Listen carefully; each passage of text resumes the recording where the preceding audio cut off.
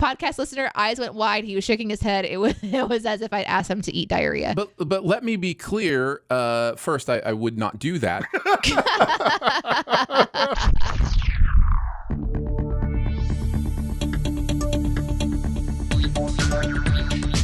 Captain Spot, Stardate 814723.1. Welcome aboard the Starship's Enterprise, and thank you for joining us as we take a brief shore leave from the world of CinemaSins to explore the universe of Star Trek. I'm your Captain Ian Whittington, and with me as always, she tried to forget but couldn't remember how, it's Ambassador Deneé. Where am I? What are I? You are apparently an android. And he's too cool for spinning ships for firing... Good. He's too cool for spinning ships with firing phasers. It's Commodore Dicer. I may just leave all of that in there. Would you like to give it another shot, Ian? How many tries do you want here? If you can genuinely laugh at it, I'll give it another go. How are you doing, people? Heidely ho, Star Trek Arenos. I am Aaron Dicer, now on Cameo.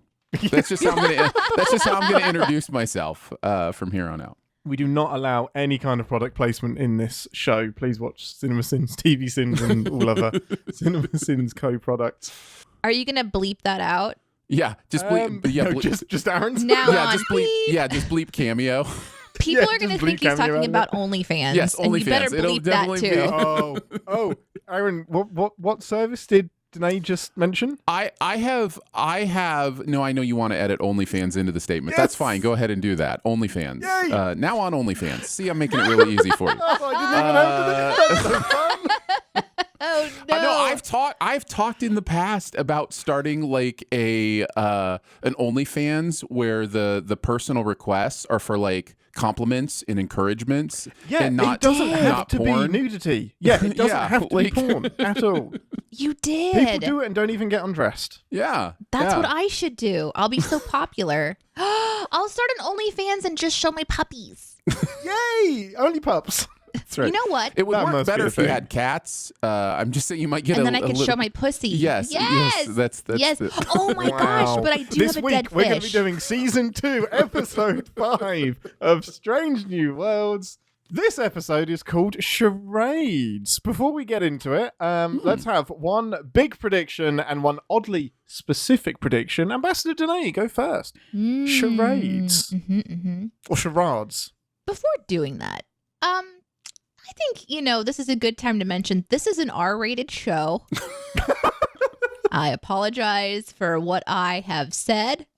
If you're having to have uncomfortable conversations with younger generations, I apologize for that. Charades. Charades. My general prediction is that there's going to be some kind of a game, and my specific prediction is we're going to see somebody use an erasable marker and specifically hear the little squeaky sound that it makes whenever it's on a clear board, not because clear boards are really cool, apparently, in sci-fi and futuristic shows. I love that. Aaron, one oddly specific prediction and one general prediction. We'll start with the general prediction. Charades feels to me like maybe we will have members of the team imitating other members of the team. Like this idea of Another like body a swap body episode? swap? Yeah, except not body swap. Like a thing where We had that last season. like a thing where they will have to impersonate someone or something. So not an actual body swap, but like a someone fake, has to pretend to be Pike for a diplomatic mission. right? And Something they like do the that. Mission Impossible thing where the two parties haven't met each other, so they fake the meeting by pretending to Something be like that. That's my the other person being general. met. Okay. Big general. My oddly specific is that there will be over 60 seconds at some point of this episode with zero dialogue. So now I have to That's sit good, with a okay. stopwatch for the entire Shit, episode. we gotta get a stopwatch. And go. If there is 60 seconds or more of no dialogue, it will be obvious. That's a long time. I don't It's get a really that. long time. Yeah. That's a couple pages of script. Yeah. Like that's a lot. You don't know how long 60 seconds is until you do live radio. Yes. Because you can not only can you do so much before you have to be back at the microphone to go live in 60 seconds, but also you're acutely aware. You can do a lot in 15 seconds, but 60, ooh, Yeah, you can. that's a long time. And to Wow, demonstrate Ian. that, And we're that. just going to make sure that Deneé's warning for this episode is used to its fullest. there it is. So we're actually now going to pause for 60 seconds. We can do this in post. It has literally been 10 seconds. I could actually add this in post. I don't know if I will. That's all. People are going to think That's the a show long, is broken. but that's what I'm saying. It's a long yeah, time. no, it's a But long time. all they have to do is skip forward 30 seconds twice. They'll be fine.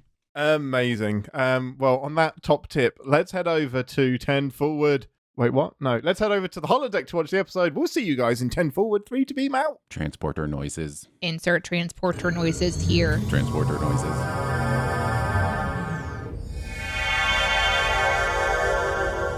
Welcome to 10 Forward, the part of the show where we grab a drink from the replicator and share our immediate thoughts and feelings on the episode we just watched. Most important question first, what is your beverage or anything else that you would like of choice from the replicator, Deneé?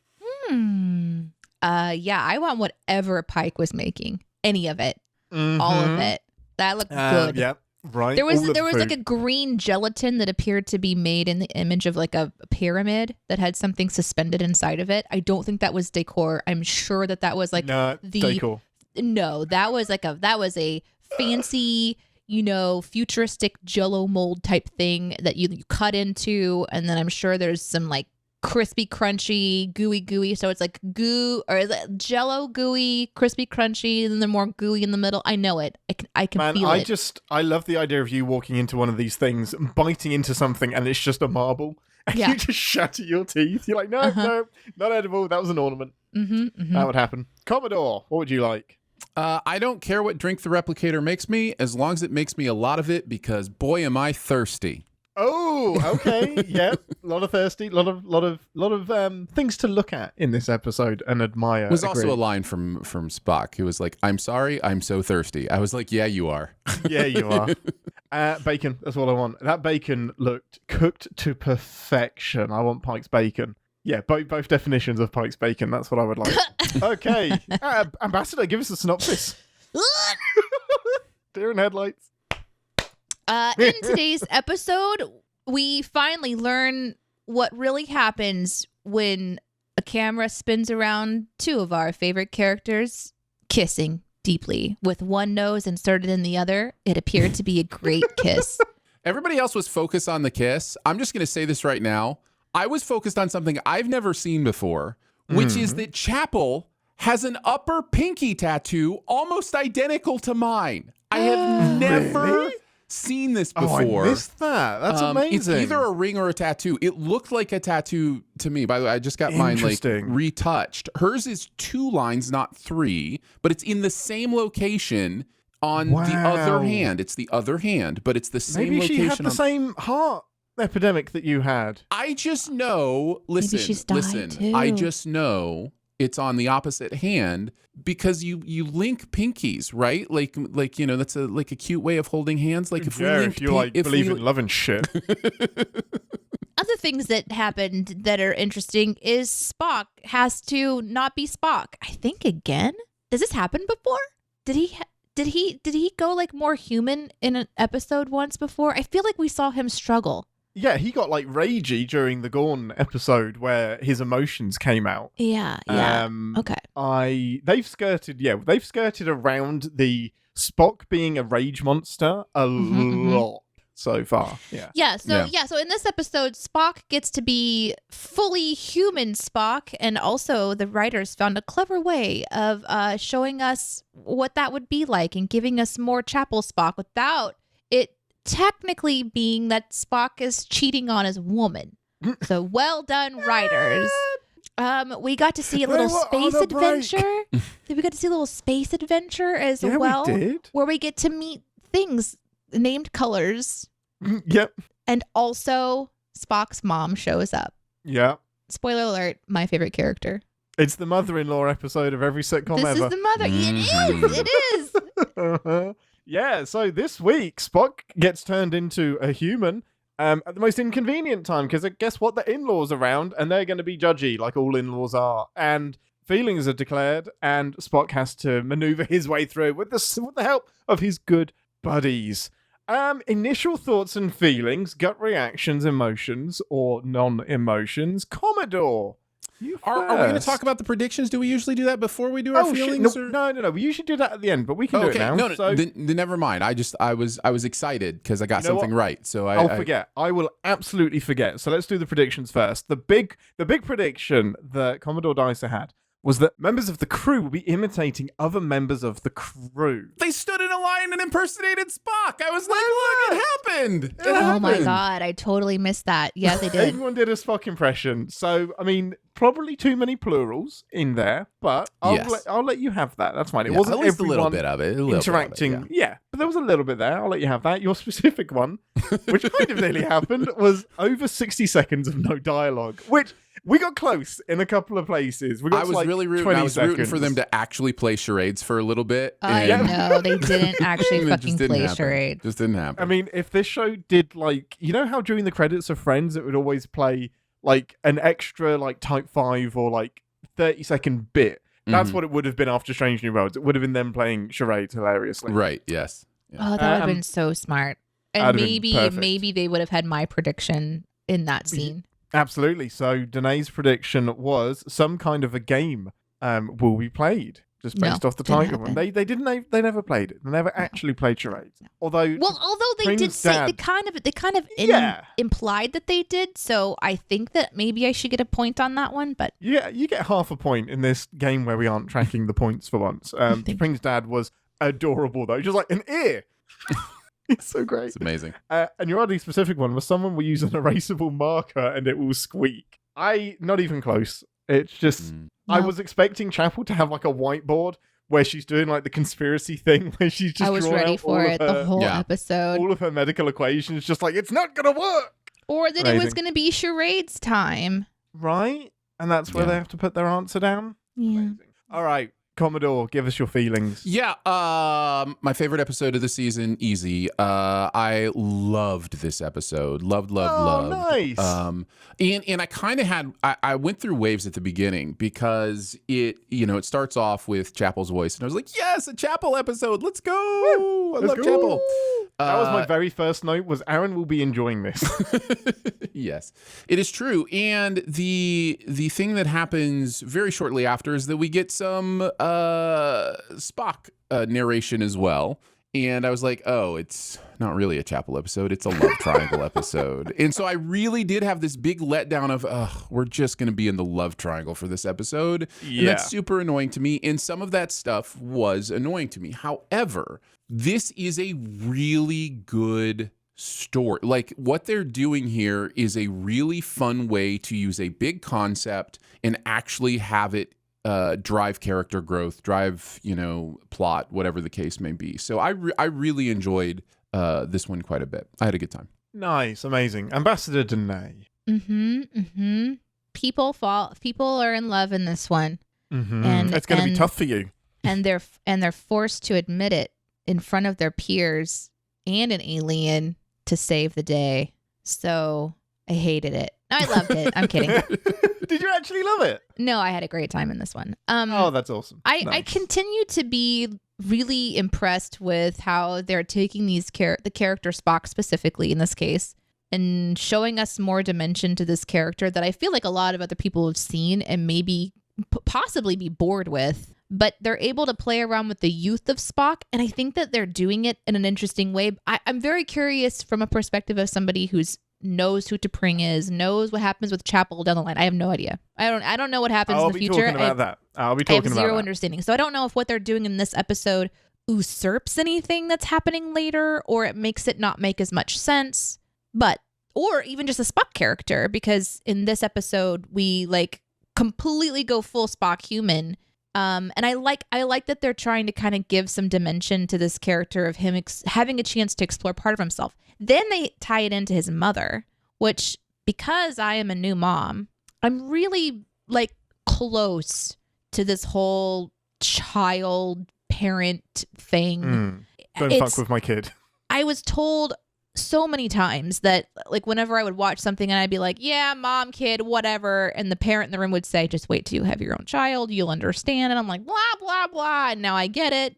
So I was really like, I liked how that kind of came out of left field a bit for me. I didn't see that part of the Spock thing. And then to try to also like parse back together this person and see the characters go, yeah, human Spock is not our Spock. We want to have our Spock back. So it gives the character something to kind of go, this is a human part of myself. I've actually felt it in the past. I actually know what it's like to be fully human, at least for 24 hours. So I really thought that was interesting to think about. The love stuff is love stuff. It's fine. That was okay. But I think what I really enjoyed about this episode was the big swings with the humor, and most of them hit for me. Oh, this episode was hilarious. It's very funny. This is the most I've laughed out loud at an episode of Star Trek in a long time. Yeah, really, really similar to you guys. On paper, if you'd have described this episode to me, I would have avoided it and probably watched it dead last. But despite myself, I loved it. I enjoyed it so, so, so much. And it's all in the execution, and it is all in Ethan Peck and gosh dang nabbit, her name, Jess Bush. And Anson Mount and his mum, Spock's mum, and T'Pring's mum.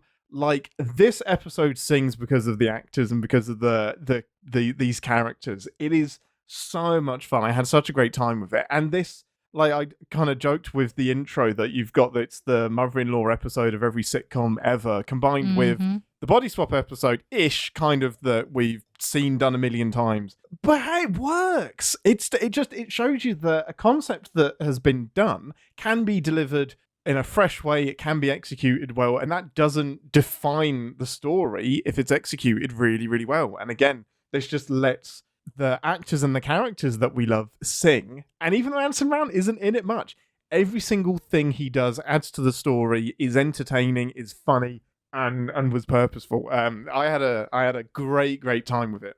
I just to bounce off what you said about this quote unquote affecting canon, and people are going to scream probably from the rooftops that, well, this doesn't feel like TOS, and how is this going to transfer from Strange New Worlds to TOS? It was the most distracting thing for me as well for most of the episode. And because I know where the T'Pring stuff ends up, I know where the Chapel stuff ends up, in the back of my head, I'm always like, what are we doing here? Until I made this note, and no one's going to believe me because I made it partway through the show. And I said, the only way this makes sense is if Spock and T'Pring break up. And then ... things happen between now and then that get us to the place where we are with T'Pring in TOS. And then by the end of the episode, they break up. And I now am kind of in line with what they're doing, because it's not a surprise to anybody that Spock and Chapel aren't a couple in TOS. They don't have the same kind of chemistry that we see now, which kind of makes sense if they have a thing, explore it now, and it's in their past and it's ancient history. And by the time we get to TOS, they're just like, yeah, no, that was a thing. We've moved past it. So I'm kind of, this episode, deliberately or otherwise, helped me get to a place where I'm way more comfortable with them exploring this now, because I kind of see the path they're taking to get us back to TOS. Which, long story short, shouldn't matter, but for the Star Trek canon brain in my head, it really does matter. Like, having 60 years of history does matter when you start playing around with it. Yeah, it does. And I'm glad that they have to do so many things in creating Strange New Worlds because it precedes the original series. And it's fun because they have these young characters to explore. And it's fun because, you know, for the TOS lovers, there might be like this, well, we know that Chapel and we know that Spock have this connection somehow. I'm assuming that that's on the screen somewhere, that there's like this curiosity. She is very flirty and very like kind of, because Majel Barrett is such a great actor. She always has this wink, wink, nudge, nudge thing with Spock that makes him a little bit uncomfortable. And I can kind of see the history of that now. If they did have a thing in the past and Spock is like, move past it, move on, bury emotions. And Chapel 15, 20 years later is still kind of nodding to it. Yeah. So that to me it's a way to honor the original series, but then give dimension and also something that matters. Because I remember when we were talking about this last time, that, you know, knowing that T'Pring does something else in the future, seeing the reasoning behind it is interesting for me. So here we have Strange New Worlds doing their character work of new characters for us. that we want to know, plus giving life to the characters that you continue to see in TOS. And I think that that's a really important thing to do without spending too much time on it. Now that they're just full on going to explore a relationship together of some kind, whether casual or whatever, I don't know. I think that's an interesting choice. and also I really I felt like T'Pring continues to be a great character for me. I really liked her scenes because she brings up really important points. Like, everyone knows but me, and she's touching on some stuff, and so are the parents, about this expectation of how they're going to be together and what it means for her and the pressures and all this. So I don't know. I like what they're doing with her character too, that they gave her a lot of power in this episode to make the choice to kind of go, we've just gone through the engagement ceremony and I don't want to go any further right now. And I think that it makes sense to me as to why, although he was human and, not really in the greatest of shapes to make any decision. And there's an argument to be made that T'Pring is going through with this to satisfy her mother and has a bit of a readjustment after the ceremony is done. And just like, was that for me, or was that because my mum was insisting that we do it? Either way, let's take a pause and see, just quote unquote, discover ourselves a little bit more. Yeah. Dicer, you unapologetically love Chapel, and I'm right with you there. How did you feel about, because the crux of this episode is exploring that Spock and Chapel relationship. How was that hitting you? I think Jess Bush is very talented. I am really impressed by the work she did in some scenes that could be very, very melodramatic or treacly. Like, there were just some moments where a different actor could have come across as a little bit more syrupy or whatever, and she just plays the confusion, I think, so honestly. Like, I really found a lot of authenticity in her performance, which is why I think a lot of that stuff worked for me, even though I'm super annoyed by love triangles when they pop up in pop culture. It's like one of my things. Like, it's just it's too easy a thing to do, and it often pits characters into stereotypes as well as into kind of the worst part of us, the jealousy, those kind of things. Like, it plays into that stuff. And not to say that stuff isn't real and it doesn't happen and isn't authentic, but that's kind of what I loved about how it was handled here, is it felt like a much more nuanced and authentic way to handle it in this episode. I don't think that's always necessarily been the case with these three in this series, but definitely in this episode. They felt like believable, I was going to say believable humans, believable people acting how people would act in this situation, and not caricatures. Her especially. Ethan Peck is doing a different kind of acting for most of this episode. It also works for me. I have plenty of questions that I will probably bring up when we talk about sins and stuff. And Ian, you may have answers for all of them, which is often the case. No pressure. Look at my brain. Look at my brain just bulging out of my ears. But Trek brain. But he's doing a different thing than she's doing. He's playing a teenager, basically, right? Like, he's playing an adolescent. She is playing an adult human who is dealing with the confusion of having feelings for someone who is quote unquote spoken for, right? Like, that's and the way that it and that they work with. Yeah, exactly. So there's complications. There's the idea of leaving things unsaid. Like, I thought all of that stuff was really well handled in the episode. So I liked the scene of her talking to the alien, where the alien, for reasons, needed to understand their relationship in order to get around their TOS, their terms of their reporting system or whatever. So she has to define this, but yet she refuses to say, I love him. She did not want to put it in the wrong category. Like, Chapel, the character, is really dedicated that her words mean something, and she doesn't seem to be the kind of person who's going to say something until she knows what it is. So I really like that. Like, I think I'd have a different feeling about this episode if she got to that moment and became a blubbering love mess and was like, he completes me. I'm in love. Yeah. No, I get it, because it's more nuanced than that. It's more complicated, and I love her really honest reaction, because Uhura and Ortegas are like, just say it.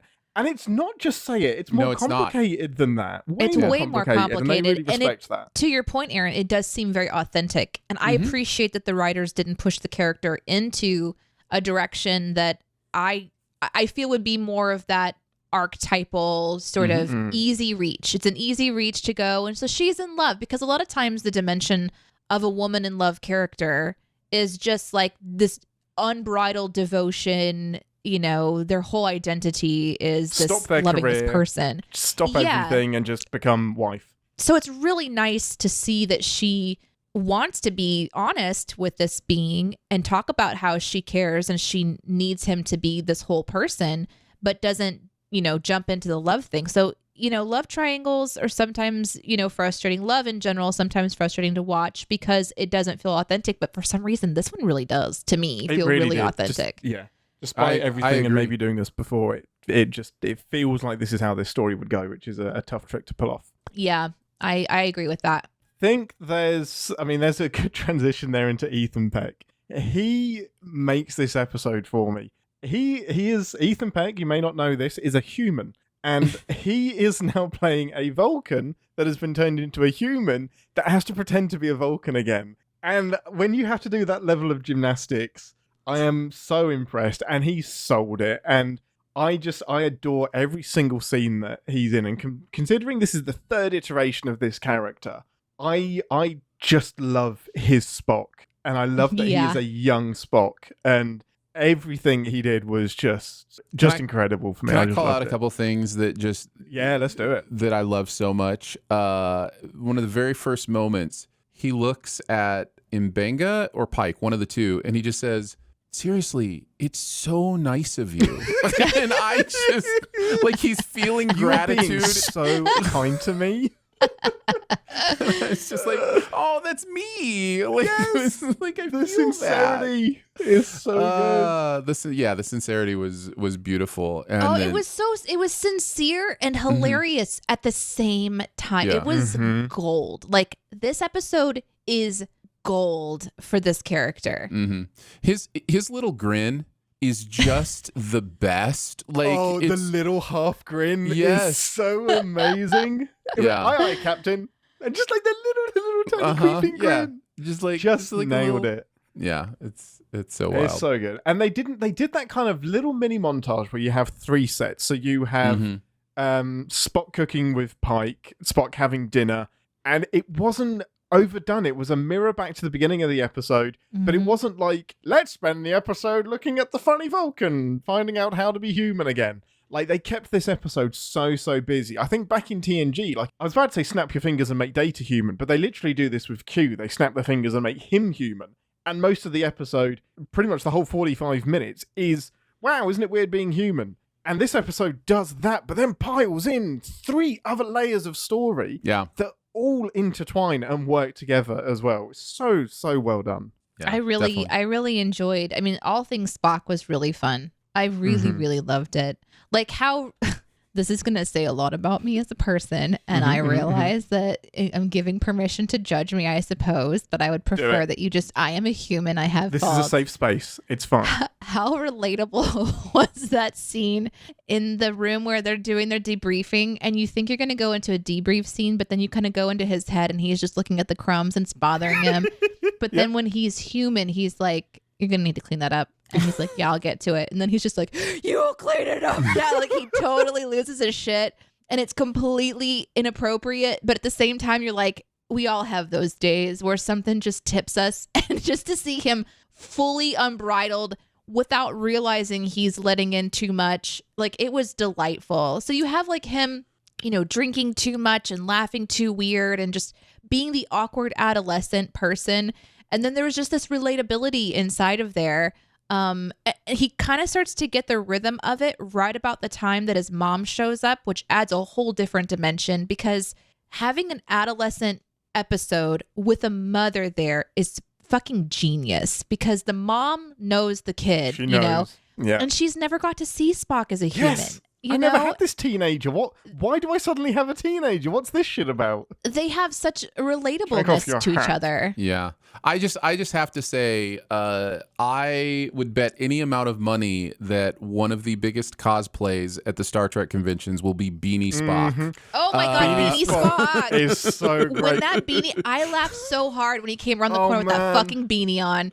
And Pike just yes ands him, just says yes, standard issue. He's like, I've got oh, one Yeah, too. standard those are issue. regulation beanies. Can you just back up for a second and imagine the scene right before this where he says computer Yeah.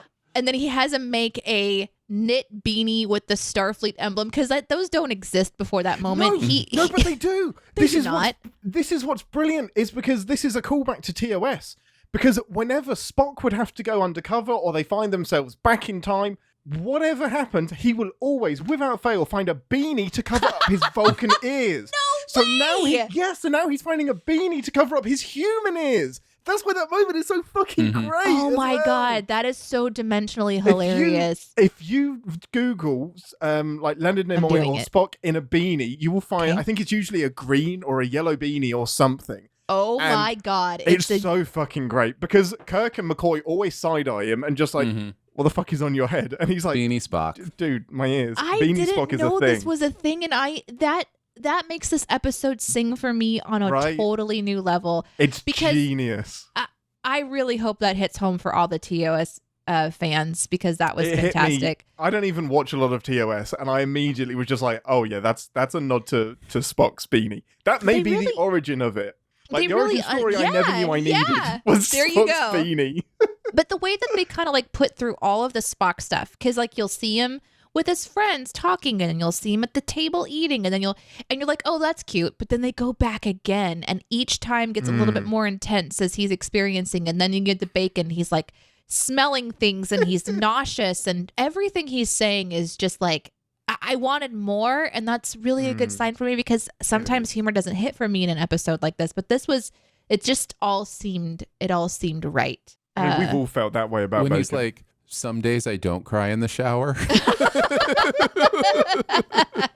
was so good. Oh, it was so I funny. really like. If it was a different kind of show, I'd want to smash cut to him in the shower just sobbing. Oh man, it's really really amazing. good. What a great Well- episode. Was there anything that like? Oh, how did you feel about like the alien creature in this episode? We're kind of like going on to our I wanted favorite to go spots, there next. but No. This is where I wanted to go next. I initially, when they were like, oh, downtime, I was like, great, not going to another Strange New World. We're just going to spend Yes, some because time we on got the shore ship. leave. Yeah. Why just have one Strange New World out of the first half of the season?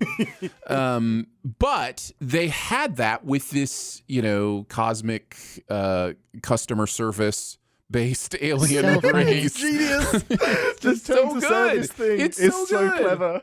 You're outside the refund period. Sorry. Yes, yeah. It's just like we've all had this experience. Uh-huh. Now imagine it being like some sort of omniscient, alien Yeah. race that's just on the other end of the line. Because they mean well. They're like, oh yeah, sorry, we broke your ship. We fixed it for you. Move along. And just the way that entire exchange was written as well, starting Oh, from yeah. when Pike like puts them on screen and they start talking, and it's like, who is this? And the alien is just like, yeah, but You well, I'm called me. yellow, but you called me. You Like, called what's me. going- We've all had that. It's like, And- yeah, but and at the Oh, very man. end when they said no thanks required, like it's so great. it's so And funny. So we've and then you can tell that the universal translator is doing some squiffy stuff because it has to find the closest word that makes sense. And when the aliens are like, yeah, we found the recipe for your people, but it was one of the beings had contained mixed instructions. Yeah. And you can tell that's just like some translator funkiness. Whereas like, yeah, no, we found a bit of like an anomaly, so we fixed it. I was like, you fixed Spock. It's just so great. It's just really, really well done. For the aliens, I wanted to mention too. I thought they were really beautiful. It was That nice entire CGI. scene in the interdimensional space is beautiful. It's really, really, really good. And I love that.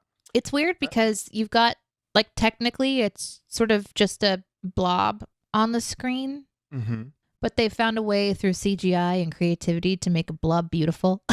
Uh-huh. So it's like And to give it a personality. yeah, and when Blue, kind of like zhuzhes away and then yellow comes back in, sort of how they move away. They have all those little circles that kind of like go out. So there's just like this very interesting and clever way to visualize this being that doesn't need a body to exist. So I thought they were really, really beautiful.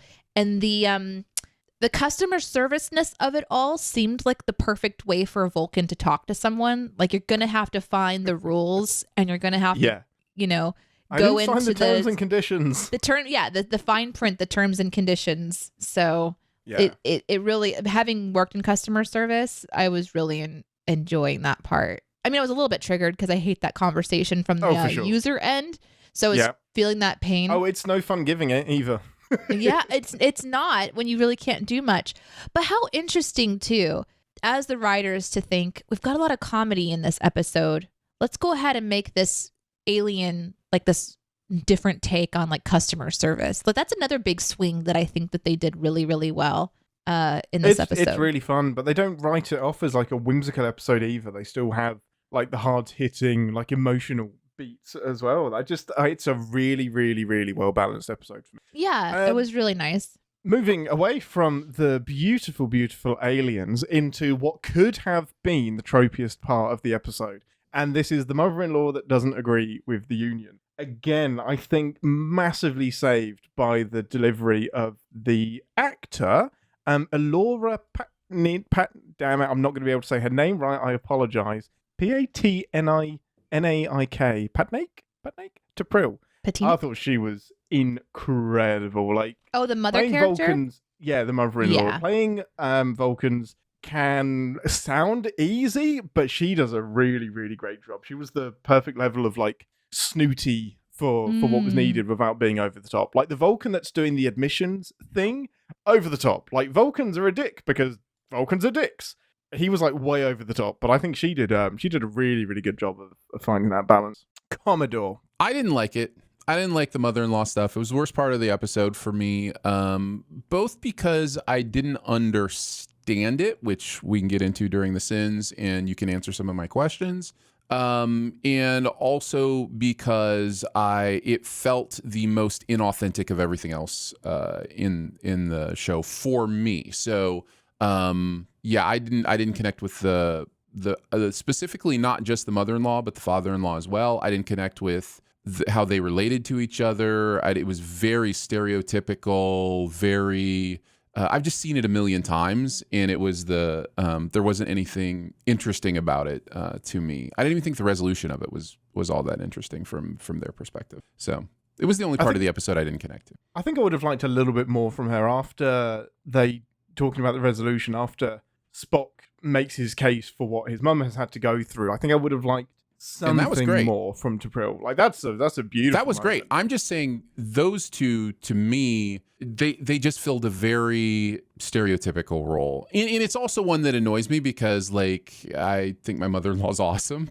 Like it's also something I've never like dealt with personally.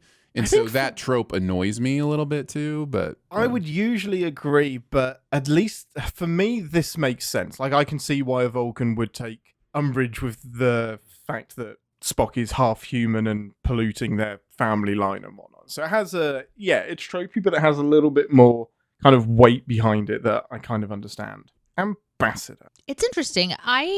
It definitely felt tropey to me. I've seen the storyline, in other places before with these characters. So I believe that it's possible for this to be very important, and the way that was written to kind of push forward that this union is already in question. There's a lot of pressure, and to me, I can kind of put a lot of it into, this is just like how Vulcans are, and I can not really like think about it too much. Where I judged that section was, this is where I'm a bad person, I think. I'm like, doesn't this ritual just seem a little lame? Yeah. No, it is. It's something that I have a lot of sins for. Okay, truly. So we're going to make some tea, but you have to pour it slowly. That wasn't mentioned before, but we're going to mention it now. And the pot has to be super hot. And then someone tells you that you're not a great person for a minute or whatever. And only Vulcans can handle that. Like, listen, I have handled that so many times in my Oh, life. my goodness. I have handled some very hot things. I used to work at a pizza place and I delivered pizza straight out of the oven. I mean, these hands have held hot pans for a long time, Yeah. and then you just lose feeling. Like that, I can pour hot water, I can make a freaking tea, and I can listen to somebody bitch about me for a minute and not react to it. So to me, I was just like, I don't understand how this is so Vulcan. The one thing I obviously cannot do is read someone's mind and share a memory. How, so that part was really interesting to me, but the rest of it seemed like this ritual had to be performed in like this very special place. What are we missing? Like, well, I just felt like I was kind of missing something, but I don't think that was supposed to be the forefront of this episode. And I think if they would have spent a lot of time on the ritual and making it very specific, we would have lost the comedy of this episode. Well, and it kind of echoes back to that DS9 episode we watched, where Jadzia has to go through the ritual with Worf's adopted mother, kind of. And most of that episode is spent on that ritual, and it suffers for it because Jadzia goes a bit loopy, which you did not enjoy. What I did, there was a really, really subtle, really fun nod. When T'Pring's mum turns up and the doors open, the theme that comes in is the bad guy theme for when the Romulans turn up in TOS. Oh, so it's Jesus. the bum, bum, bum, bum, bum, bum, and it's really subtle, just playing under the surface. Funny. Like, the villain has arrived. And it just tickled me so much. It was so good. But no, I get it. It's tropey, but that actor really sold it for me. I enjoyed it. And maybe there was a bit too much goofy comedy from her husband, but he was just adorable. Just Totally disagree. His soul has just been beaten out of him. And that's adorable? You find that adorable? I don't think it's nice, but in this context, he was adorable. In the Vulcan culture, is the female the dominant? No, They're more I have so many a... questions about this. I mean, we can get into them now if you want. Like I had a general discussion. I do not understand how a logical race has, and I'm going to use an old term for this. I could just describe it, but I'll just say henpecked. Like how that would even be a thing in a logical race. How would that even ever develop? There's no logic to the idea of, like, we have been shown Vulcans who always speak their mind because you take emotion out of it and you just present the facts. So how do you become a husband who is like, oh, I love this. Oh, you don't like it? I don't like it either. How is that logical in any way? Like how, like, I get that it's a funny stereotype that funny in quotes stereotype that we've seen a billion times before, but how does that happen with a Vulcan? So I think I don't disagree with you because, and I think the problem is with when we have these aliens, we put them into boxes. So Vulcans are all logical, everything A, B, C, suppress emotions, especially in an episode that stuff is designed to be about the boxes that they're put in. That's what this episode is about. No, yes. Yeah, you're right. Klingons are all about fighting. Ferengi are all about money and that stuff.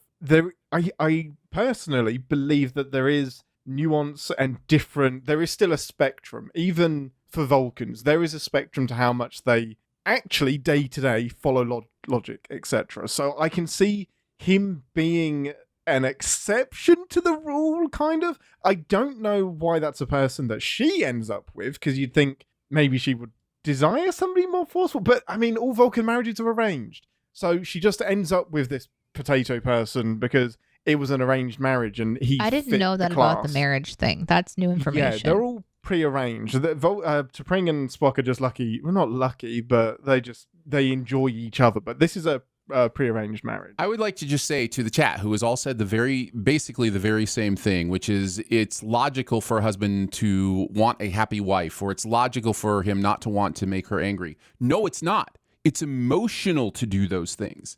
It is logical if you want a certain result to actually state, and we see this with Vulcans. The show has a very specific point about how Vulcans do just state what they want or state the case. We see it with the guy doing the interview of Chapel in this one specifically. That is not logic. That is motion. You're speaking from a human emotional level that understands the idea of, oh, I don't want to make waves. That's not a logical thing. That's not a Vulcan thing. Be more Vulcan, chat.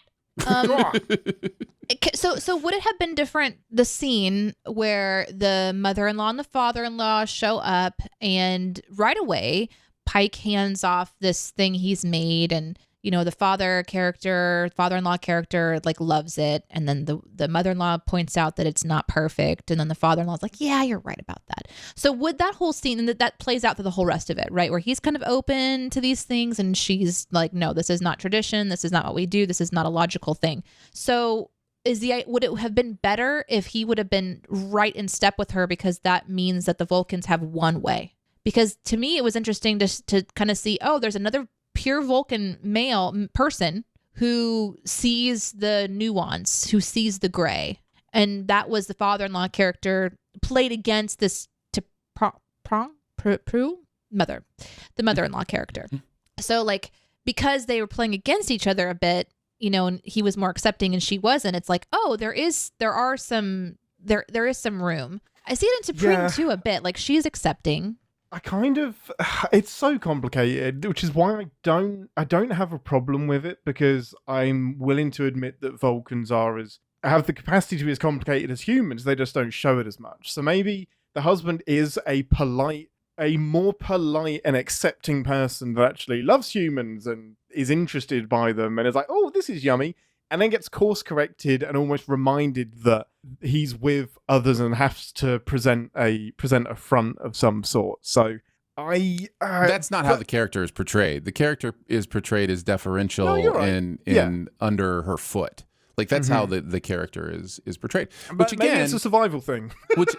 which again, let me be very clear. Part of the passion you're hearing is I hate that stereotype so much. Yes. Like it's just been done so many times, and I just don't find it funny. There's a downside to having this strong woman, and the downside is that you cripple the man in the relationship. I think it's sexist against women. I think it is a sexist stereotype against women that that they are so scary and terrible that that men don't even have their own thoughts when they're around them. Like, it's. And again, I get all this, as a lot of stereotypes come from the realities of human interaction and human psychology. Like, I understand all that. I just, in my media, I expect a little more, nuance. So I didn't find it funny.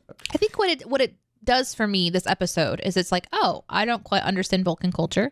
And until there is a Vulcan series that is fully in Vulcan, I don't think I'm going to understand it. But I do feel like I related to parts of their conversations back and forth. Like, I do know that couple. I do know that quote unquote overbearing woman and the man who like caves to that because he just doesn't want to, he doesn't have the capacity to go toe to toe on every decision. Like, that's not the tropes exist for a reason, right? That's what I was saying. Yeah. There's examples of that. How that relates into Vulcan is like, oh, that's an interesting like mind bend for me to make, because I think I have some unrealistic expectations of what Vulcans are. Yes, and that's probably part of it. I think that comes from it. I kind of like the idea that in Vulcan society there would be an even bigger step towards an equilibrium. So you couldn't have these two forceful people because it wouldn't make a household that functioned. Now, I get what you're saying, Aaron. Like, it doesn't have to be that sexist stereotypical thing, but this is the extreme end of the spectrum in terms of being racist against humans and very, very critical and judgy. And maybe the equilibrium is to have a Vulcan on the opposite end that is a bit more fluffy and vacant. I guess part of it too is, even beyond the Vulcan thing, is if that couple exists in real life, by that point, this guy already knows how to avoid this. Perhaps. Like, this, he's like, there's, unless he's just stupid and keeps making the same mistake. Some people can be that stupid. I know they exist. Yeah. It's complicated. Vulcans, the more we dig into Vulcans, the more layers you get, and suddenly everything becomes canon and everything becomes a reference point. Like, in 10 years from now, we'll be able to reference back to, the season 2 episode Charades showed that Vulcans do this, and that's now canon. It's interesting for us because we're in the moment and it's new. Yeah, I like that. I like that a lot. I also really I like learning things about the Vulcans. I'm very curious about them, and so I don't mind them continuing to show what their version of the nuances of this alien creature are. Like, learning about the smell thing. Well, that's interesting. That's a callback to Enterprise, because I think Enterprise is the first time that they mention it, where they have a Vulcan science officer at T'Pol, and she's just like, y'all stink. Like, why? I hate being on this ship. You are overpowering. So it's a nice little nod to that as well. They do have a great sense of smell. Did not know. You're dealing with a situation, as with a lot of world building. It's not like somebody sat down before TOS and was like, here's the Encyclopedia of Vulcan. They've been making this up as they go along for, what are we going on now? 60 years? Yeah. 57, so they've been making this up as they go along. So, it's going to have pieces that seem to conflict. And I'm so glad you mentioned that. Is my single biggest bugbear with the gatekeepery, overprotectiveness of it. Of this isn't Klingons, these aren't Vulcans. My dude, as if you fucking know. Like, nobody knows, because nobody wrote a dictionary before the fact. If there is an encyclopedia out there, and I'm sure there is, it's been made. Sure. It's been made based on the stuff we've seen on TV. If it's in the show, guess what? That's what Vulcans are. It's like being a dungeon master of Dungeons and Dragons. Go with me on this. First, you start your campaign and you say something, and then you say something later and you realize that might change something. And so you write it down and you're like, okay, so that would have had to have happened before this for this to make sense. So there's the timeline of what you said in the order that you said it. And then there's the actual timeline that matters, which is, the information that you would have before that first thing that you said. And all of that is just because somebody is making it up. Some wonderful, beautiful mind is making it up. I like to think that there's diversity in every single Vulcan, but my way of thinking of them so far has been there's a universal logic, and that they all kind of aim towards that universal logic. So I would have thought that the adults have had more time to become this universal logic example. And in this case, we saw two kind of different adults. But I was interested also in like thinking about the human that had to be alongside the judgment part of it. So, I mean, if there's anything that can be said in this episode, is that racists exist in the world of Star Trek, and they're not afraid of putting that in the screen, and they're not afraid of pushing on that. And I think that's important. Like, there were some things that were said, and it's about me, like that I smell. Okay, listen, I know I'm working on it. It's just, it's hard sometimes to watch it play out, but I think that they did the right thing in this episode to bring in that extreme character who didn't want Spock to be part of the, their world, because he is half, like, he's half human, and that's a part of his story. And then we got to see like the mother character and him relate to her enduring all of that for so long and getting to learn more about her. And I love that character. And before we move on to the sins, I just want to say like about her, and specifically, I thought that it was really fun to like have a human Spock and a human mom, and then like a Vulcan Spock and then the human mom by the end. Like they kind of had this moment. I like how they said like it was this arbitrary part of him going to school, and you knew that there was more to that mind meld moment. And then before she, beams back home or whatever, it's like the moment was when he was accepted. And though that's just a beautiful nod to the poetic, writing of it. And it just, she had this like really, like I was really drawn to her personality for some reason. Great. She was so powerful on screen in her humanity and going toe to toe with people and knowing all of the rules and trying to follow all of the rules, but also be a human and lie. It really did feel like she's been doing this for decades. And she's been lying for a long time. When she picks it up, she's just like, this hurts like fuck, and doesn't actually say it. And I don't know, there's like a certain part of that was really powerful. So like, what a great moment to be able to introduce a really important character to Spock at this point in the storyline, early on, when we get to kind of see that relationship. I love that part. My final thought on that element is, for me personally, and I think this is similar for a lot of Star Trek fans, is that because Vulcans are driven by logic and reason, you would hope that would follow that they weren't racist dicks. Like, you would hope that the basis of logic would mean that you accept everybody, and it doesn't matter if you're human, half human, or whatever. So for me, it's always been jarring that Spock's half human elements haven't been accepted and embraced and seen as an imperfection from a species who value logic, reason, and the truth. So for me, those things always butt head, because I think it's actually really fucking illogical to put that much energy into hating this person that happens to be half human. It's just always been an internal conflict for me that Star Trek has tried to explain and get around multiple times, and I think will continue. Otherwise, the Vulcans become perfect, don't they? They just become this irritatingly perfect race with no nuance.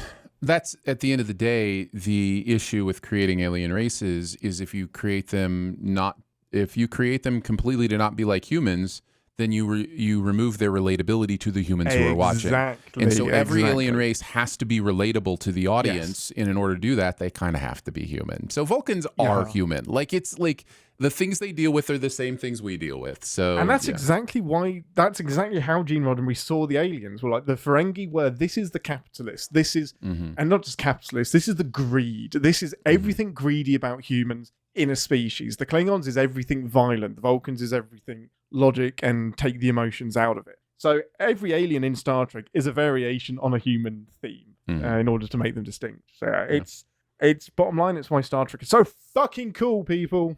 Anything else before we move into the fun sins? Yeah, I got some stuff. I think the reveal. Let's do it.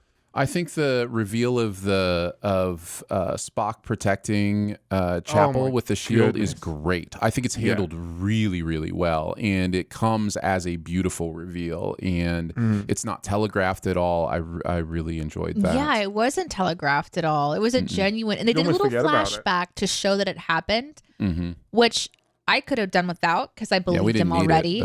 But it was kind of like, oh yeah, they did do that right in that moment. A lot of times with the flashbacks, it's like, I just saw that. I didn't need to see it again. But in that case, I was like, oh, I missed that, of course, because they're just touching buttons on a thing. Like I pretty much ignore all the buttons that are touched because it doesn't matter. Yeah.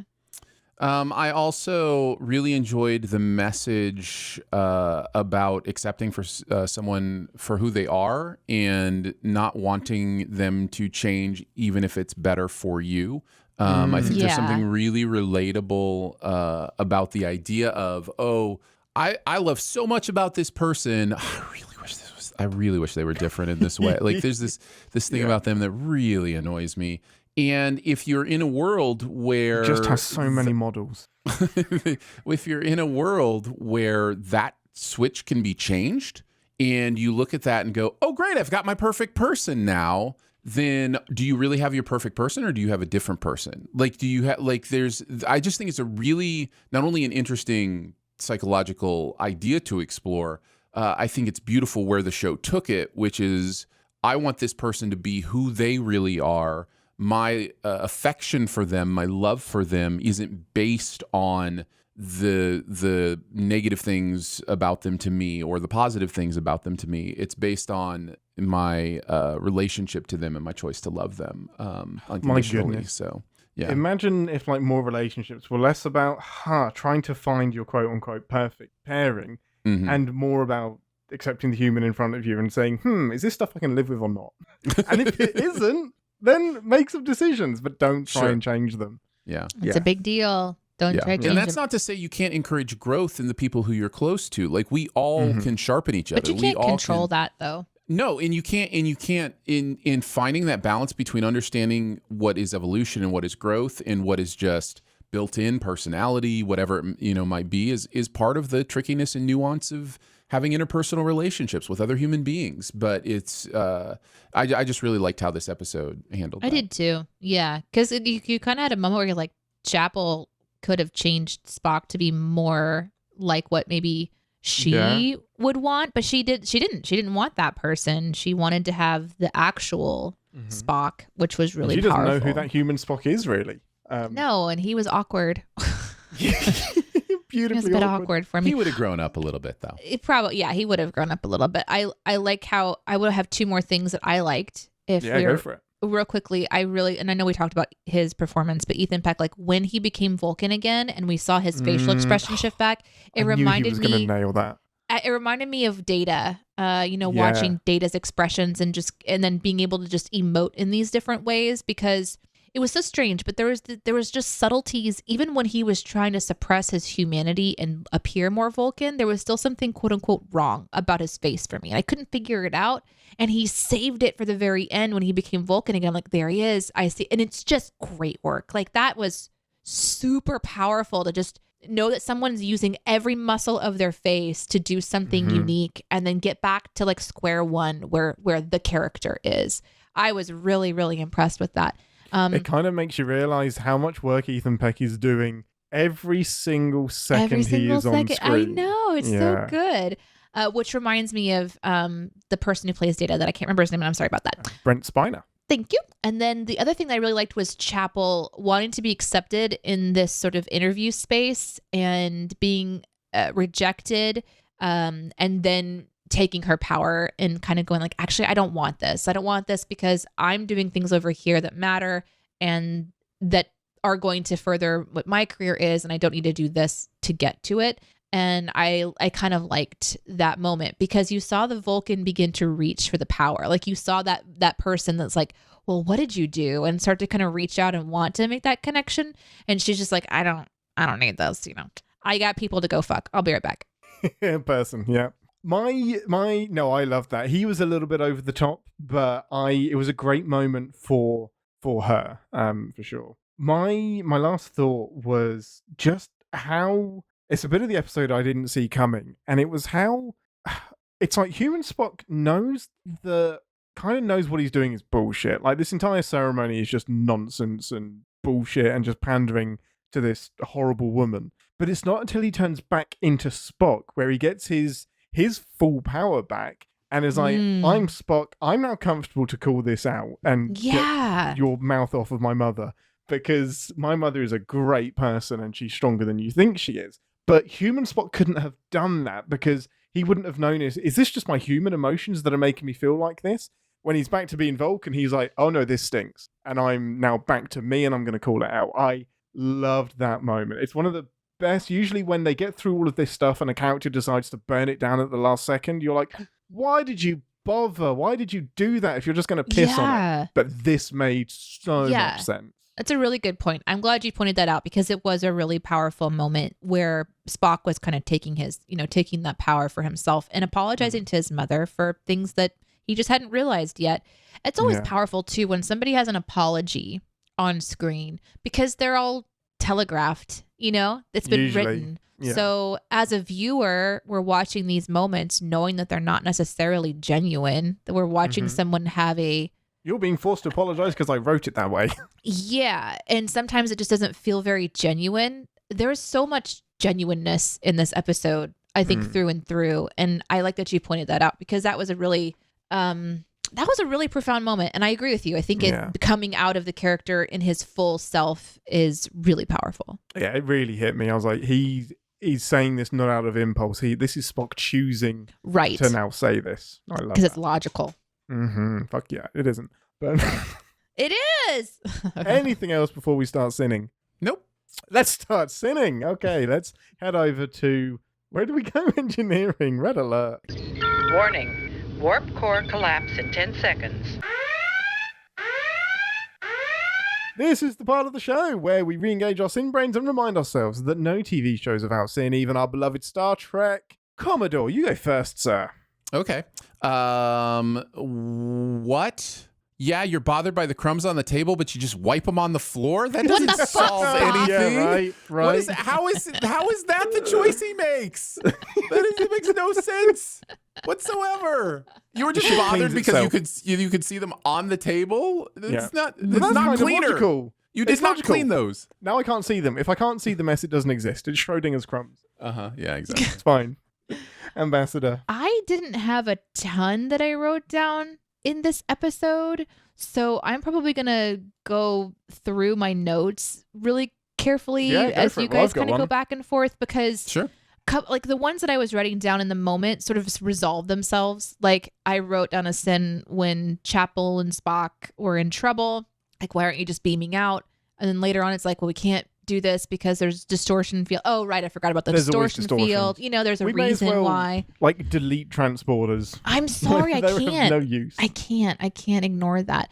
Or like when they're trying to resolve the like getting Spock to go back to his Vulcan self, and I was like, well, why don't you just put a Vulcan and a human into the two and Spock into the spacecraft and then like go back through and then they'll turn him back into a Vulcan. You know, like I was trying to think like just use the resource that you're still right there. And then they end up going back to use it as a resource. So that sin kind of like resolved itself. But it does feel like that should have been option 1. Instead of like resolving genetics and like recreating a hybrid, why not immediately fly back into the anomaly? Yeah, it seems like that would be good. Yeah. I think my very first one was La'an and number 1 are just on the shuttle, like scanning everything. La'an just picks up the alien thing. Like instead of quarantining it and just like, Commander, we have a thing. We've got a definite bogey. I'm not going to touch it in case it deletes me. I'm just going to pick it up and be like, hey, this looks like fun. Yes. Yeah. Dumbass. Let's go with... Here's what I'm going to talk about, and I would have to craft this into some sort of sin, but I wanted to have this discussion, Ian, and I need you to help me out on this. It goes to the idea of Spock becoming human. Why all of the sudden, the first thing he wants to say is, what the F, right? And he gets cut off, which is hilarious, right? I get So great. It's funny. But isn't that more of like, isn't speech more of a habit than an emotion? Like why would he be saying things that he doesn't have a habit of saying or do? Another one's cracking the knuckles. This is a great example of this. I don't think he would be cracking his knuckles if he was nervous. That is a learned behavior from watching people do that when you grow up and you see it and you try it and you're like, oh, this is an interesting way this feels. It becomes a habit and you start doing it when, you know, you're nervous or whatever. It's not something if you've never done before and all of a sudden you have a nervous emotion. It's like, oh, this feels right to do. People just crank their knuckles. Like that kind of stuff learned, was learned behaviors in habits all of a sudden because he was a human and had emotions that he just had. Listen, I could make up excuses. Like his mother, Amanda, would crack her knuckles when she was nervous. And something that he picked up on but suppressed. And now that he doesn't have to suppress it anymore, it comes out. But I'm not going to do that, Aaron, because the show doesn't tell us that. So I completely agree with the knuckles thing. The what the fuck thing, I am more inclined to see as fine because... It isn't that, and you know this, it's not that Vulcans don't have emotions, it's that they suppress them. And now he's just not suppressing anything, so explosions just come out of his body. And swearing is one of those explosions. If you've been a swearer, I have a very unique ability to speak to this. I have not been a swearer. And so when I had to learn how to swear for my job... You're welcome. We're teaching you. We're teaching you. So it's a learned behavior. Like our entire vocabulary is a learned behavior. We learn how to speak, right? So if he hasn't been a swearer before, it's weird to me who's somebody who has literally had this experience that just be like, oh, now I swear because I have emotions. Like you would say something to relieve those emotions, but that I don't think that would be the first thing on your mind if that wasn't something you would learn to do. But it's really funny. It is really funny. I agree, it's really funny. Having been the person that was in the vehicle when Aaron first decided to become narrator for CinemaSins, and he was in the car with me, and he said, Deneé, I need your help. And I said, of course, what can I do? And he's like, you need to teach me how to swear and make it sound like I actually know what I'm doing. And I was like, fucking game on, brother. Let's do it. Let's go. And so in the car, we would practice swearing. He would insert his special non-swear words. So I had to get over the laughter part of his journey, but we're still working on it. I'm waiting for the one day then the F-bomb drops out naturally. I'm so excited for it. I've told you this story because I use good place swears for the bleep words, right? So I use fork and shirt and those kind of things. And specifically do that not because I think I would be like doing anything immoral by saying those sounds, but do so because... He doesn't want it to pop out. That's exactly right. You don't want to be that guy. Right. So there's this interesting element where now I have literally in real life said forking in shirt. Like it has come out of me because I do it so much now. It's the weirdest thing. What's interesting is that you are swearing. When you say forking and shirting, correct. You are swearing. Absolutely correct. That's the interesting part of the whole thing. Yeah. And again, I totally agree with you in believe that I choose to, and I think we all do this on some level or another. We choose to neuter our language for the benefit of others. because we don't. Fuck that. I'm not just talking about that. I'm saying I can't guarantee this, but for most people, I will find a word that you won't say out loud. I can find it. Oh, immediately you can find one I won't say out loud. Immediately, correct, but that's a cultural correct. thing. Like that's poopsicle. about.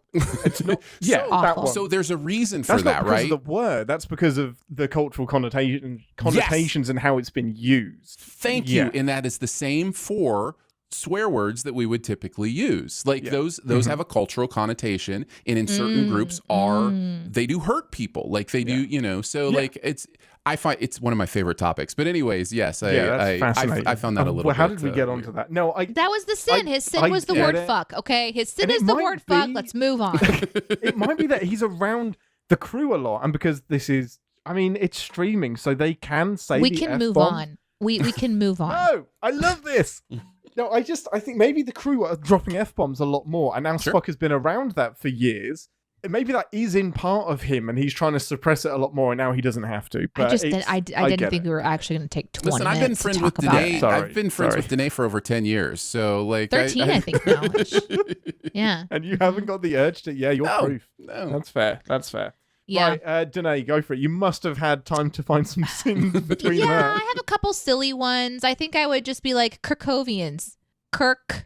Oh, pick any other Ding! one syllable Like I just word, would have. because I just would have all I been can like think of is Kirk. wink, Kirk wink, finds nod, that was nod. weird. Yeah. What a weird name to give them. Yeah, it's very, very odd. Right, I guess we finally found out that Vulcan eyebrows are genetic and not a fashion choice. I always assumed it was just a fashion choice, and maybe they shaved them because their hair is a fashion choice. Mm-hmm. And maybe the sideburns are a fashion choice. Every part of grooming largely is a fashion choice. So it's just interesting that their eyebrows are genetic. Mm-hmm. I loved it when the mom was like, "A mother knows," and I was like, "No, I think it was maybe the whole thing where he yelled screw logic." Yeah. Like, Yeah. there's no a mother He knows about literally this. said the words, "I don't believe in logic." Yeah, Like, I don't come think on. this was a hard leap to make. Yeah. That's amazing. My next one is a silly one. There's a moment when he's able to smell, and he says, "What is that amazing smell?" And Pike says, "Oh, that's bacon." And I think my sin would just be assuming that the great smell is bacon. Why does it always have to be? Of course it has to be bacon. Are you an Bacon. idiot? Like, of course it's bacon. Excuse you. Wow. Wow. Those are fighting words, course it's friend. bacon. Yeah. I say the word friend in replacement of other curse words that I'm thinking Yes, right now. understandable. No, but there was like so many things. Like they were like Yeah. crushing herbs earlier, and he's making this really intense Nah, bacon meal, wins. but bacon won. So I think I would just jokingly try to send. Then obviously Ian would cut it if he was my Got co-writer. it. It's always bacon. You have to make your jokes believable. It can't just be sinning bacon. The contrived way they had to find Pelia. Have to find a way for Pelia to not be in the episode. Now, obviously, there's a reason that they can't have Carol Kane in every single episode for reasons, but you kind of have to acknowledge it. And I was like, can't we just have Carol Kane in every single episode? Does she have to be gone right now? She's kind of the Himmer this year, right? Like it's kind of that like just Yeah. disappears and yeah. Then she's gonna die, And probably. she's gonna die in episode 8 or whatever. Yeah. Some weird pop culture quotes in this one that I would have to sin. Okay. He says, "I will break you," which is from Rocky 4, and it's something nobody says unless they're referencing Rocky 4. Really? And the way it was said. And then the other one was Okay. hold on to your butts, which is a direct Jurassic Park line. Like it's just I don't know, Watch it's just Jurassic weird Park. to me. They watch movies. The Yes. classics still survive to the classics. 2400s. Mhm. Yeah. Yep. 2200, sorry. Mhm. Jurassic Park is only 250 years old at this point, Aaron. It's true. It's true. Deneé. I would also sin. I don't know. I'd have to dig into this one, and let's not like dig too far into it today. But like, okay, we went really far on the cursing thing. Let's just, Yeah. there was a statement that was made early on, like the medicine that the Kirkovians are creating is like, quote, the more advanced than anything available today.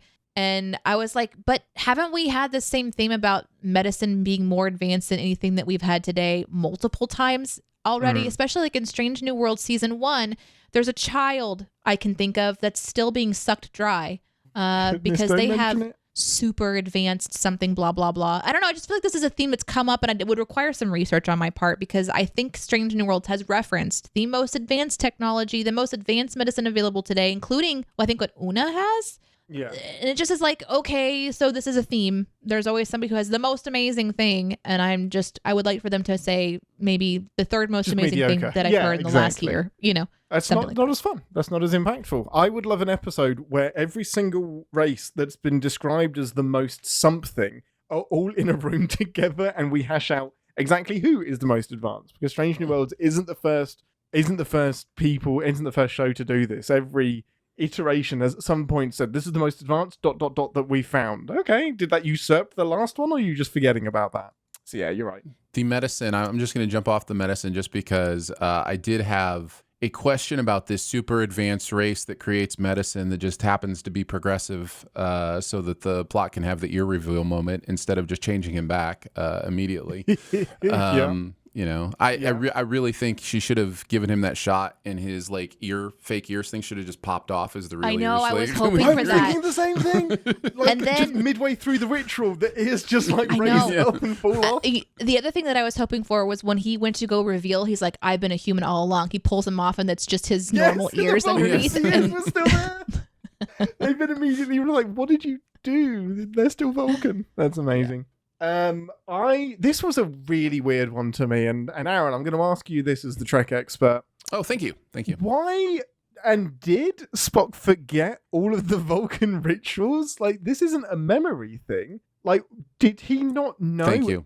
anything That about was a big this one for me, ritual? too. Yeah, it comes like- back to that practice and habit thing, right? Like just Yeah. because you're experiencing motions, number one, doesn't create new habits or practices, and Yeah. number two, it doesn't eliminate old practices or habits. Like He it hasn't just, been practicing. That's what this episode is saying. He hasn't Exactly. been practicing at all for this very important thing. Yeah, the answer Yeah. is he didn't lose his memory. Vulcan Spock had no fucking clue what this ritual was No. either, which is bizarre to me, considering the weight that is placed upon it. Yeah, But I mean, it really wasn't that big of a deal. I mean, he Clearly made some not. fucking tea, you know? the sin I wrote down was, is pain an emotion? Like is he less able to handle pain as a human? No, it's so they don't Like, have it. They isn't have it a high just pain rain? tolerance.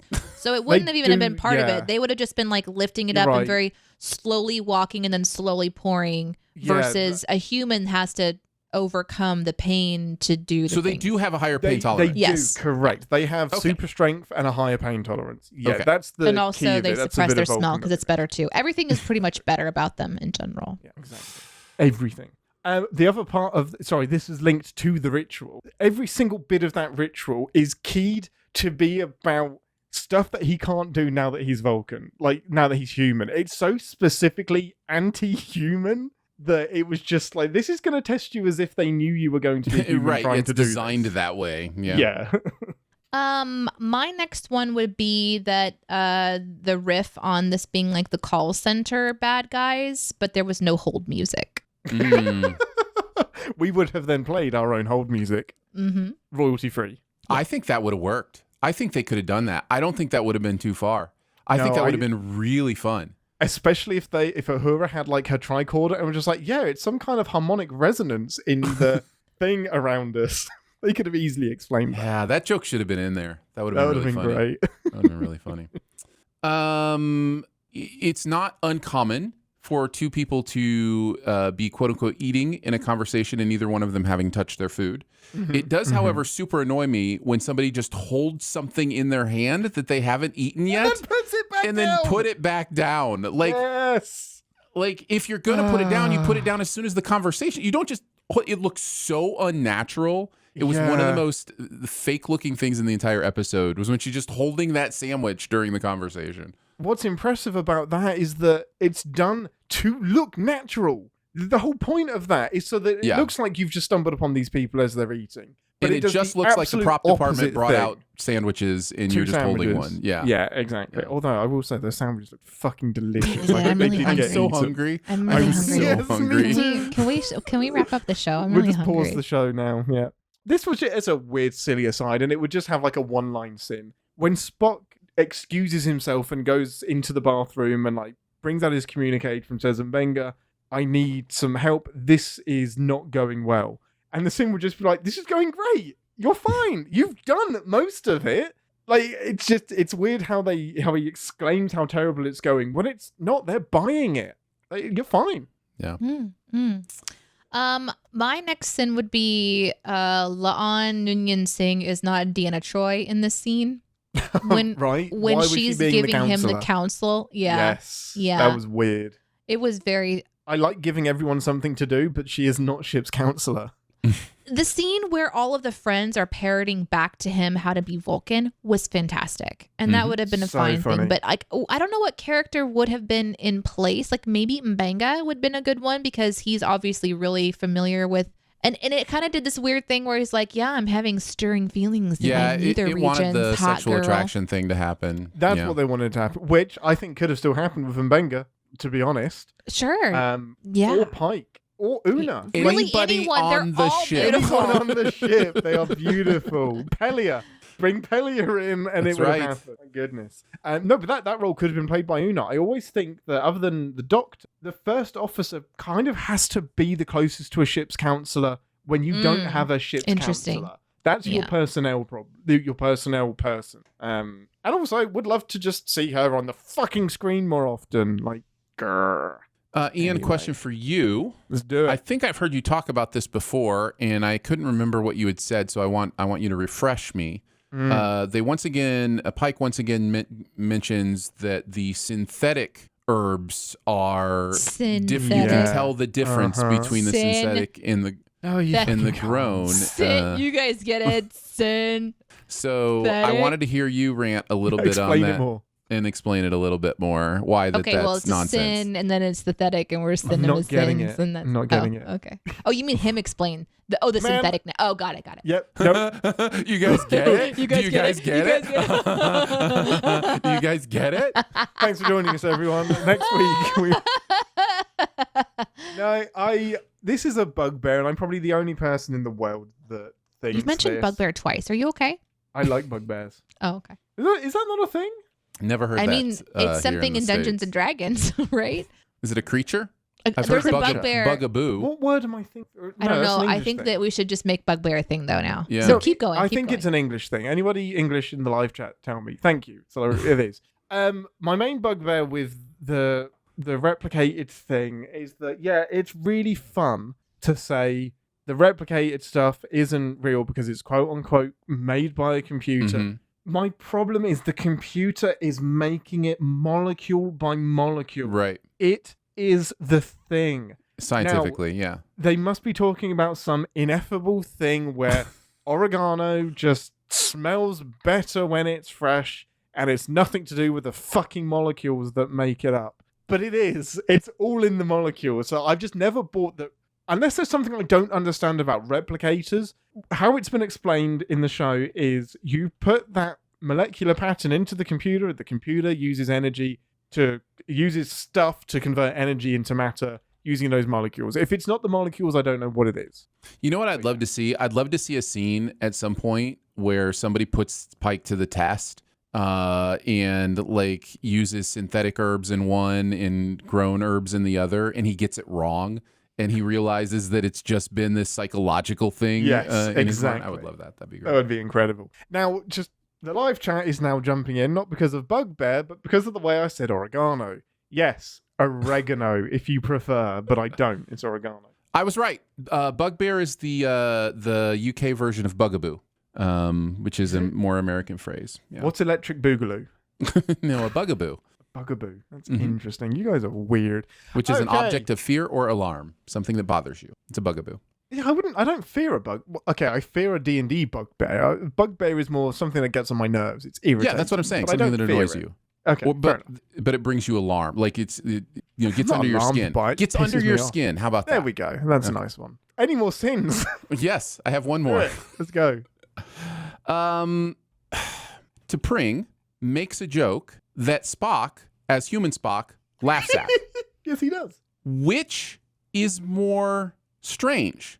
That T'Pring made a joke What was the joke? or that Spock laughed at it? She What was the says, she says, Yeah. I suppose it's in the same way. It's fascinating that some species eat their young. And he I think laughs that's at a valid observation. I think both things can be true. You can make a valid observation that happens to be funny without trying to be funny. She delivers a joke. She But- is talking about her. But I think we find it funny, but like to them, it's probably more of like a referential thing. Like this is how serious this is to her. Fascinating, but really disgusting, I think is what she's going for. But yes. But I think they did a good job of making her tell a joke that could also not be a joke to a Vulcan. Yeah. I think me, that's a she stretch. skirted the line. Okay, yeah, maybe. But Vulcans can be funny. Like Spock has told jokes, even in TOS. It can happen. Let's do. This is going to be fun. Was it in the trailer? The line must be drawn here, this far, no farther. You will die without honor. Shut up, Wesley. Get off my bridge. This is the part of the show where we ask, was it in the trailer? Go on, guys. I've got 3 things. 3 things that were in the trailer. Was one of them Spock with human ears? Yep, Spock with human ears. Yes! In the trailer.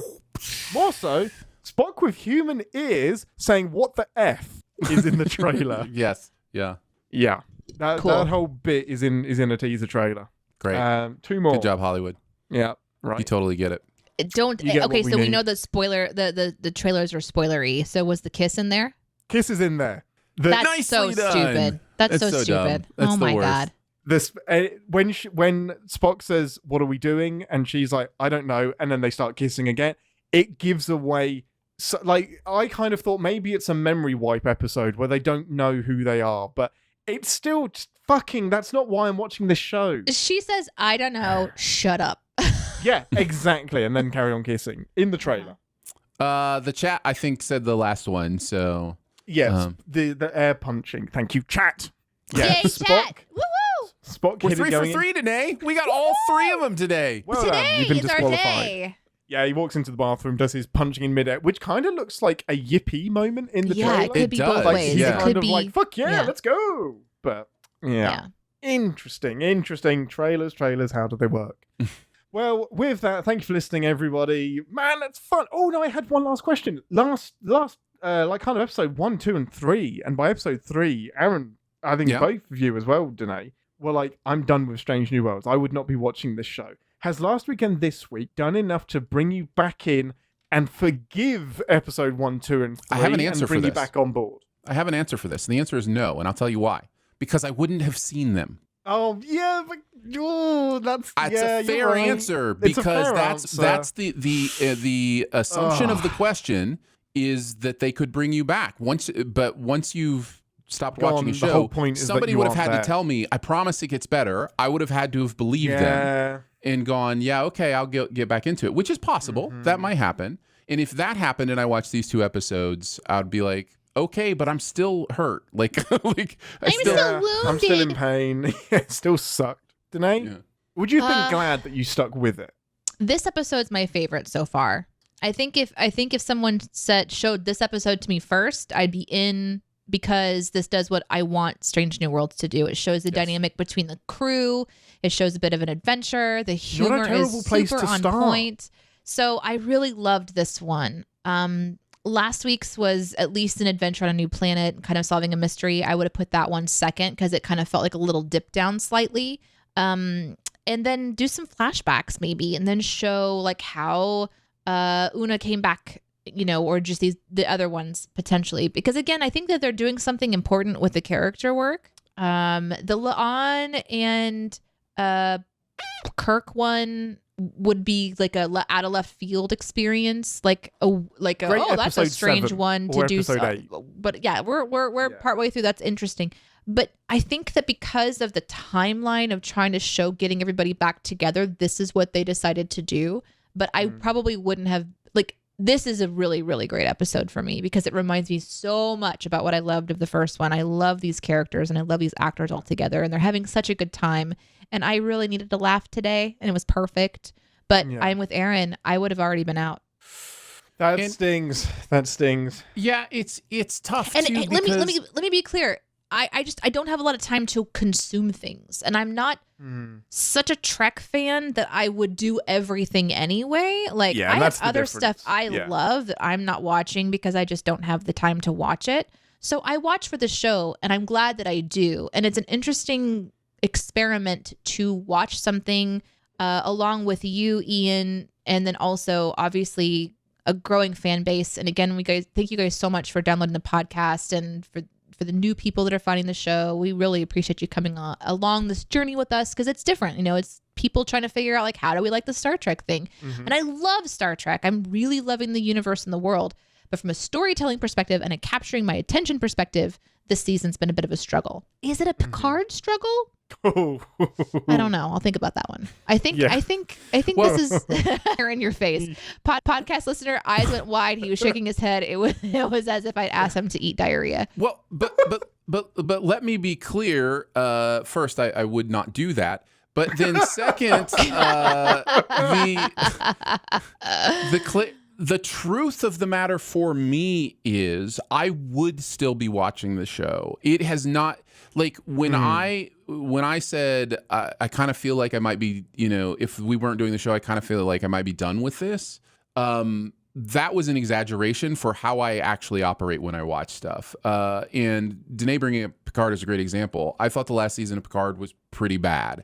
But I watched it all the way through. And part of that is just investment in something. Part of that is because I watch stuff I know I'm not going to enjoy because I enjoy the conversation about it. I'm weird. I get it. I understand. I'm a weird person in that way.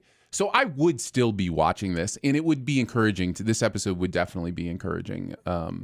To me, I am still a little bit off put by how connected every single episode has to be. It's getting me as well. To a character's evolution. And I know those are some of our most fun episodes of Star Trek are when something applies directly to one of our favorite characters, but it's not every episode in the other shows that we love. Some are just adventures that don't have to have this, you know, bigger connection to a plot point or a growth that's going on through the season. And this season so far, every single one has had to, and it's starting to worry me. I just don't know that they can help themselves. I just don't know. It's almost like they're worried that people will think they're stalling or will get impatient with the show if they don't carry on with these threads. And it's just not the case, not for me. Like, I love the episodic nature. It's one of the only episodic TV shows out there. I bloody love it. And there's literally something in every episode that you need to understand an overarching plot point. Oh, and that's correct. Yeah. No, I agree with that. I agree. Okay, well, next week we will be back at the same bat time, same bat place. CinemaSins live on Twitch at 12:30 CT and on the CSPN YouTube channel. Got it in one. Let's freaking go. Thank you, live chat, for joining us. Thank you at home for downloading and listening. And it's... Damn it, I've got my quote. Damn it. Wait. I don't remember that from the show. Yeah, I don't remember that one at all. No, I don't remember that quote. No. I'm your captain, and I'm out of here because my protein sequences keep collapsing into goo. And it's I don't think your fellowship is ready for me. Can confirm. And it's a delightful cocktail of anger, fear, sexual attraction, and hunger from me. Ain't that the truth? Live long and Podspa. Thanks for listening. Want to connect with the show? Our hailing frequencies are always open through captainspod@cinemasins.com. Like, comment, and subscribe on your podcast player of choice, and be sure to visit cinemasins.com. The fish is still in the freezer. That's something that we need to talk about. No, update part. I think this is part 4. So the fish is in the freezer. However, you've had to put it on pause because you haven't been very well. You've been poorly. That's understandable. Yeah, that's why. For sure, if I felt great, I this definitely fish would have been dealt with. There's something about going out into the yard and digging a hole for a dead thing that, well, let's just be honest, I've never done it. The only time that I've ever dug a grave for anything in my entire life was when my brother and I decided to bury a balloon that we were fond of when we were like 7 and 6. Was it still inflated? No. Okay, so it had passed. We were mourning its popped death. That's okay, fair enough. Yeah. That makes more sense. Yeah. I've never really had to dig a grave before. I've had to dig too many. But onto the show. Perfect.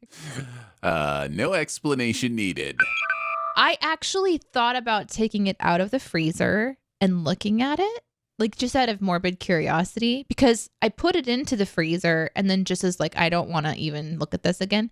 But I have thought about reaching for it a couple times this past just week. to have a look? Yeah, just to kind of have that like... Yeah, morbid. Yeah. This is what a frozen fish sickle looks like. That's right. It's more like a puck because it's in a circular container. So if I was to somehow remove just the frozen bit, it would be a layer of the pretty rocks that I took out of the fish tank so that it would at least have some decor and it's goodbye, you know. Oh my goodness. Okay. And then it has, you know, the water, and then of course the fish is at the top because it wasn't like, no. If I would have been thinking about it, and also very morbid, I would have gone back in as it slowly froze and like rearranged it so it kind of looked like it was swimming. But no, I just stuck it in there. So it's just like, really, it's just the water is sort of sandwiched between a dead fish and rocks. So I could technically unpuck it after like letting it get a little that warm, thing is and then fully pucked. There is no unpucking that fish. It is pucked beyond repair. It is so pucked. It is poo-barred. pucked up beyond all recognition. Google wants to keep my stuff safe or something. What stuff? What stuff have you got that needs keeping safe? Apparently my email, every once in a while, boots me out and it's like, nope, we need you to sign in again. And I have to remember passwords. I was about to share what I do for all of my passwords. I'm not going to share that. Aaron, if people want to get a special video from you, where should they go to do that? A special video? Yeah. If they want to, like, for their family I don't think or it's friends. set up yet. I don't think it's set up Get yet. on that. Come on, my mum was dying for it. Gagging for it, as you say in England? Didn't say that. No, did not. Isn't that what you say? Did not say that. Isn't that what you say? No. Yes, we do. Okay. Not about my mum. Okay. Got a weird email. I guess it's not weird. I guess it's just an email from Cameo that was like, hey, you're approved to be a famous person on Cameo that people can That's pay amazing. to get a video from you or whatever. You have earned enough society points to elevate you to the next tier. I have no idea. Listen, I have no idea why this came to me, where it came from. I immediately contacted Jeremy and was like, hey, did you get one of these too? Because I thought maybe it's through like the narrator for CinemaSins or something. Yeah. He's like, no, I've never gotten anything like that. I'm like, how do I get this email? What is going on?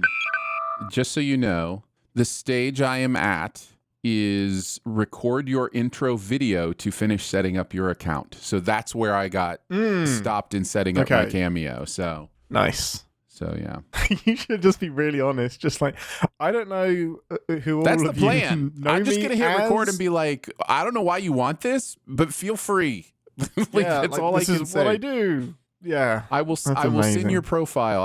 I will send your social media profile for $25. Yes. So you know how you mentioned I've been unwell? Yeah. Do you want me to not?